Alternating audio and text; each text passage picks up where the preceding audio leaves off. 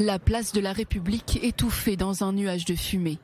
Poubelles et mobilier urbain brûlés, voitures renversées, policiers pris à partie. Dans ce quartier du 10e arrondissement de Paris, samedi, des milliers de Kurdes étaient dehors pour manifester leur colère. Suite au triple assassinat de membres de leur communauté vendredi, tués près d'un centre culturel kurde. La colère, elle est là. La colère, elle est là. Tous les jours, toutes les années, on proteste. Toutes les années. Ça ne change pas. Toujours la même chose. Toujours la même chose. On sera encore là. Encore là. Référence à une attaque passée, celle il y a 10 ans de 3 militantes kurdes du PKK, assassinées elles aussi dans le 10e arrondissement de la capitale.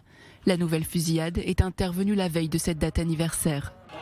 Dans la foule des manifestants ce samedi, des drapeaux du PKK sont brandis et criées les revendications de cette communauté qui se dit laissée à l'abandon par Paris.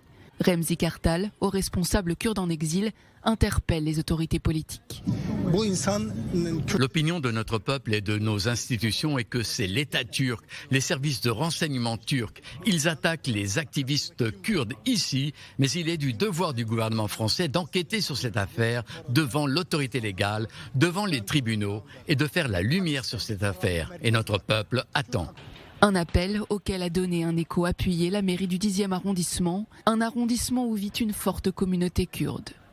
Je veux vous dire notre chagrin que notre terre parisienne puisse aussi être une terre qui fait peur aux Kurdes, une terre dangereuse pour les Kurdes. Ça n'est pas supportable. Vers 13h, soit 1 heure après le début du rassemblement, les violences se sont faites particulièrement vives. Une dizaine de personnes ont été interpellées et 31 membres des forces de l'ordre légèrement blessés.